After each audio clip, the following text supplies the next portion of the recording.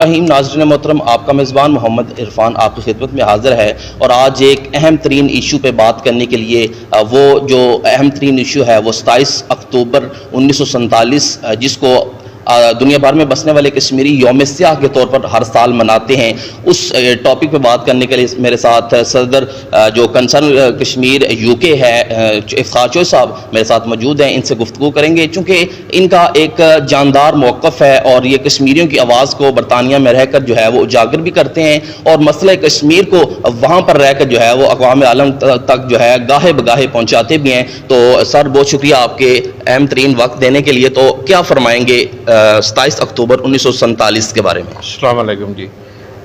پہلی بات تو یہ ہے جی کہ جو کشمیریوں میں 27 اکتوبر تو ہے ہی نا، اس سے پہلے کیا ہوتا رہا ہے اور کشمیر کی تاریخ کیا ہے، اگر ہم اسے غور سے دیکھیں اور جو ناانصافیاں انڈین گورنمنٹ یا برٹش گورنمنٹ کے وقت میں کشمیریوں کے ساتھ ہوئی ہیں، صرف ناانصافی نہیں بلکہ زیادتیاں ہوئی ہیں، وہ آپ سب لوگوں کے سامنے ہے۔ دنیا خاموش ہے، یونائٹڈ نیشن خاموش ہے، بلکہ اپنے اپنے انٹرسٹ کے لیے یہ لوگ بنے ہوئے ہیں تماشائی، ٹھیک ہے۔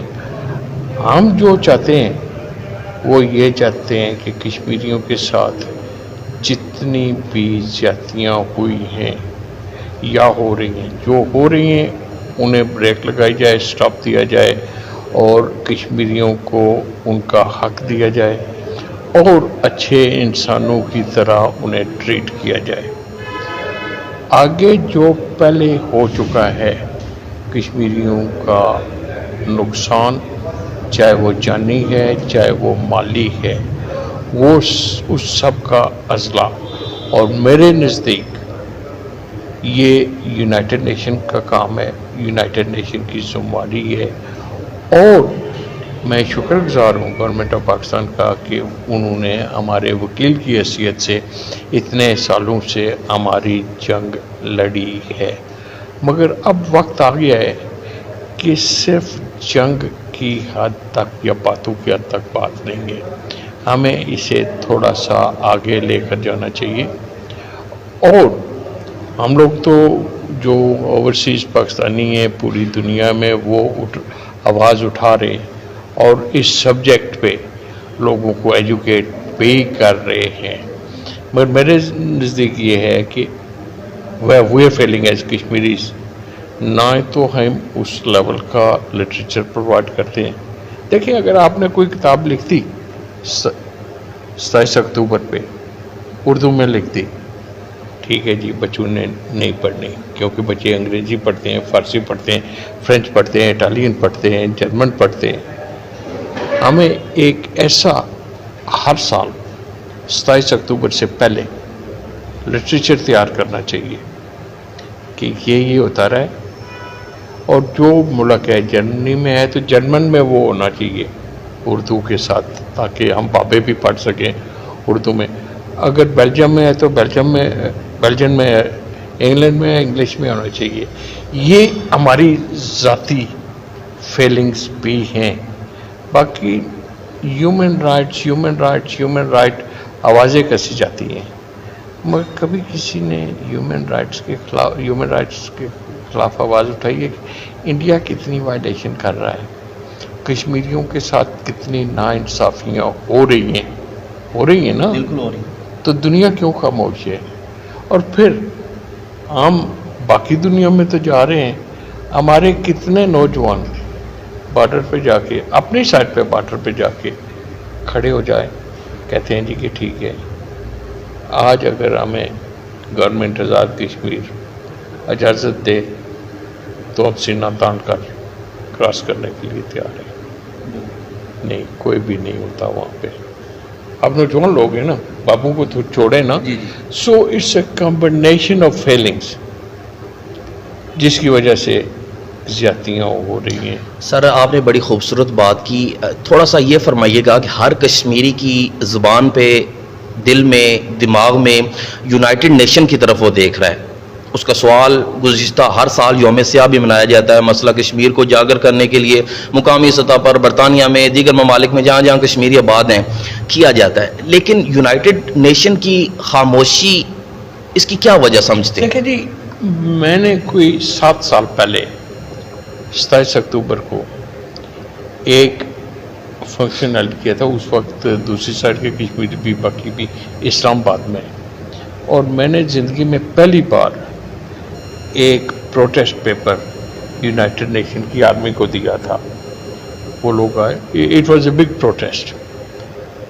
میں نے انہیں کہا جی بات سنو, میں کشمیر کنسرن کا پریزیڈنٹ ہوں, میں دنیا میں اپنی آواز اٹھاتا ہوں, مگر پہلی بار میں یونائٹڈ نیشن کے کسی ریپرزینٹیٹیو کو ملنے آیا ہوں, کیونکہ میرے سامنے آپ کی کوئی حیثیت نہیں ہے. میں ذاتی بات کر رہا تھا.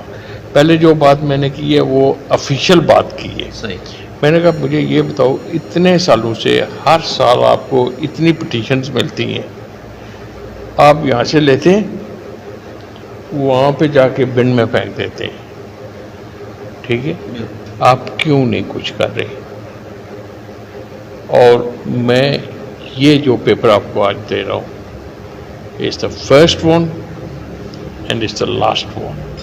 میں دوبارہ ذاتی طور پر یونائٹڈ نیشن کو کچھ نہیں دوں گا, مگر ایک بات ضرور کروں گا کہ یونائٹڈ نیشن کی فیلنگز کو ہائی لائٹ بھی کروں گا, اور یہاں تک میں چلا جاؤں گا کہ یونائٹڈ نیشن ہے جو صرف اور صرف بغل بچہ ہے امریکہ کا اور کچھ ان کے الائز کا.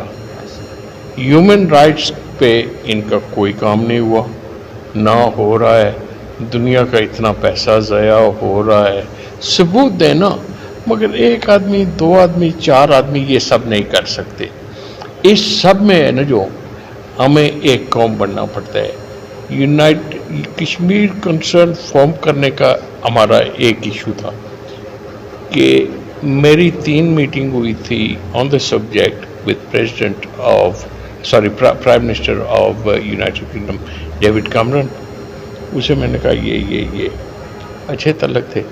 اس نے کہا جی کہ دس ایشو. میں نے کہا بتاؤ. کہتا ہے جی کہ ہر کشمیری نے جو آپ کا کھوپڑی جیب سے نکلتا ہے ایک کارڈ, اس کی اپنی ڈیمانڈ ہوتی ہے, دوسرا نکلتا ہے اس کی اپنی ڈیمانڈ ہوتی ہے. آپ کشمیری ایک آواز بنیں, ایک چیز ڈیمانڈ کریں تاکہ آگے نکلیں. اس وقت میں نے, خالد یوسف صاحب نے, کچھ اور ساتھیوں نے مل کے جتنے بھی اوورسیز پاکستانی گروپ ہیں دنیا میں, ان سب کو انوائٹ کیا تھا برمنگھم میں, جس آرگنائزیشن کا میں پریزیڈنٹ ہوں. اور انہوں نے کہا تھا کہ یار یہ ایشو ہے, 1 پوائنٹ ایجنڈا پہ ہمیں کام کرنا چاہیے کشمیر پہ. ذاتی پارٹیوں کو آپ سپورٹ کریں نہ کریں, جو جیسے مناسب سمجھتے ہیں, اس میں میرا کوئی تعلق نہیں ہے. مگر باہر جا کے ایک کہتا ہے آزادی کشمیر, دوسرا کہتا ہے علاقے پاکستان, تیسرا کہتا ہے علاقے انڈیا, چوتھا کہتا ہے یہ ہو رہا ہے, فلاں ہو رہا ہے.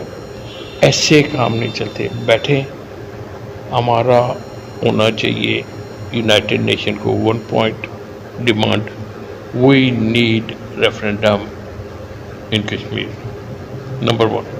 اب وہ ریفرینڈم کیسے ہوگا اور کیوں ہوگا, یا ہماری کیا سوچ ہے؟ نیچرلی کشمیر اور پاکستان کی الائنس ہے, ہم مسلمان ہیں, ہماری زبان ایک ہے, ہماری ورکنگ ریلیشن شپ ایک ہے, ٹھیک ہے. اگر آج ریفرینڈم ہو تو میجارٹی کا جو ووٹ آئے گا سب کے سامنے ہے. مگر جب ہم ایک پوائنٹ ریفرینڈم کی طرف جا نہیں رہے, جو پارٹیاں ہمیں جو کہتی ہیں ان کی آواز, اگر میری پارٹی جو بھی پولیٹیکل اگر ہو تو وہ کہتے ہیں جی ریفرینڈم, دوسرے کی پارٹی کہتی ہے نہیں جی علاقے پاکستان, تیسرے کی کہتی ہے علاقے کشمیر, چوتھے کی. تو ان میں ہے نا جو یہ غلط طریقہ ہے. سر آپ نے خوبصورت بات کی کہ ہم کشمیریوں میں اتفاق رائے نہیں ہے، اجتماعیت نہیں ہے. مسئلہ کشمیر میں تھوڑا سا دوسری جانب، چونکہ وہ بھی ہمارے مسلمان بھائی ہیں، مسئلہ فلسطین جو کہ کئی مہینوں سے وہاں پر جاری ہے اور معصوم جانیں قتل و غارت کی جا رہی ہے، ضائع ہو رہی ہیں. تو یونائٹڈ نیشن کی بات ہوئی تو کیا آپ سمجھتے ہیں کہ فلسطین میں جنگ بندی نہ ہونا اور اسرائیل کا اس میں رول کیا یونائٹڈ نیشن سے بھی زیادہ بڑا اس کا جو ہے وہ امپیکٹ ہے، اس کا بڑا روب ہے اس کا اسرائیل کا، کہ اب تک جو ہے وہ فلسطین میں جنگ بندی نہیں ہو سکی اور اس میں برطانوی جو رہنما ہیں، کشمیری رہنما ہیں، ان کا جو رول ہے؟ دیکھیں جی، ہماری حیثیت ہے نا جو ان علاقوں میں جا کے وہ مراسی کے پتر والی ہے. I'm sorry to say this. دنیا پوری میں اگر کوئی کنٹرول کر رہا ہے نا تو وہ یہودی لابی کر رہی ہے. میں نے نارتھ ہمپٹن بہت کم آبادی ہے، میں نے ایک بہت بڑا پروٹیسٹ کیا تھا ان فیور آف فلسطین. سعادت یوسف صاحب کوچ لے کر آئے تھے برمنگھم سے، باقی سب ہوا. میری نامنیشن پیپر ورک تیار تھا فار لارڈشپ آف انگلینڈ. جب وہ پروٹیسٹ ہوئی نا تو یہودی لابی نے کیا وی don't want them in the House of Lord. Right from queen کے سگنیچر سے پہلے سے انہوں نے پھینک کے پر ادھر کر دیا. یہودی لابی از لاٹ اسٹرانگر دین اس. وہ عقل سے کام کرتے ہیں، وہ پیسے سے کرتے ہیں. ہم جا کے KFC چلانے کی کوشش کرتے ہیں. نقصان کس کا ہے؟ بلڈنگ کے مالک کا. نقصان کس کا ہے؟ جس نے وہاں پہ کام شروع کیا ہے. یہودی لابی عقل سے دنیا کو کنٹرول کر رہی ہے، چاہے وہ کشمیر میں ہے، چاہے وہ فلسطین میں ہے، چاہے وہ کسی جگہ پہ بھی ہے. ٹھیک ہے. United nation is working under that group, اور اس میں جس وقت تک ہماری چمچہ leadership, I'm sorry to use the word، غلط لفظ ہے مگر فیکٹ یہ ہے. اب ذرا الیکشن کو غور سے دیکھیں نا، کون اپوائنٹ کرتا ہے؟ ان لوگوں کا کیا تعلق ہے ہمارے الیکشن کے ساتھ؟ چاہے وہ پاکستان میں ہے، چاہے وہ انڈیا میں ہے، چاہے وہ کسی اور تیسرے اسلامک ملک میں ہیں. وہ جہاز کی پوڑیوں پہ کھڑے ہو کے کہتے ہیں جی کہ we're going to make an example of you, we're going to set an example of you. اور 4-5 سال میں آپ کے اتنے بڑے لیڈر مارے جاتے ہیں اور ہم ان کے گھٹنے پکڑ کے بیٹھے ہوئے ہوتے ہیں. تو آپ کیا ایکسپیکٹ کر رہے ہیں؟ زیادتیاں اس لیے ہو رہی ہیں. پنجابی کا محاورہ ہے، لسے خود سے دی رن چنے کھانے دی پاوی. I'm sorry مگر that is what's happening. سر آخری سوال، ہم ہر سال بینگا کشمیری یوم سیاہ مناتے ہیں. ہمارا جو یہ روایتی نعرہ بازی کا سسٹم ہے، ہر سال جو ہے ایک دن جو ہے یہ نعرہ بازی کر کے جلوس نکال کے خاموش ہو جانا، کیا یہ کافی ہے مسئلہ کشمیر کو اجاگر کرنے کے لیے؟ دوسرا، اس میں ترمیم کی کیا ضرورت ہے چونکہ جدید دور ہے، اور اس میں آپ کیا سمجھتے ہیں کہ مزید اس کے اندر جدت لانے کی ضرورت ہے؟ دیکھیں جی، بات ترمیموں کی نہیں ہے، بات اندر کے انسان کو جگانے کی ہے. ٹھیک ہے. نعرے بازیوں کی اور تصویروں کی بات نہیں ہے، بات کسی کا درد محسوس کرنے کی ہے.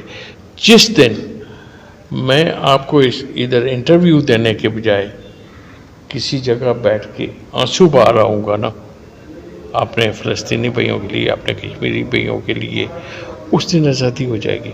جس دن تک میں تصویریں بنواتا رہوں گا، انٹرویو دیتا رہوں گا، کچھ بھی نہیں ہوگا. That's my honest feeling. اور میں روتا بھی ہوں اکیلے بیٹھ کر. ویسے میں بڑا فن خان بنتا ہوں، اکیلے بیٹھ کر درد ان کا محسوس ہوتا ہے. anyway ادھر بھی مجھے کال آ رہی ہے. بہت بہت شکریہ آپ کا. میں بہت شکریہ ادا کروں گا سر آپ کا کہ آپ نے اپنا خصوصی ٹائم عنایت فرمایا. ناظرین محترم، افتخار چوہدری صاحب نے انتہائی خوبصورت اور حقائق پہ مبنی گفتگو کی. آپ نے ان کی گفتگو سنی. اجازت دیجیے اپنے میزبان محمد عرفان کو. اللہ نگہبان.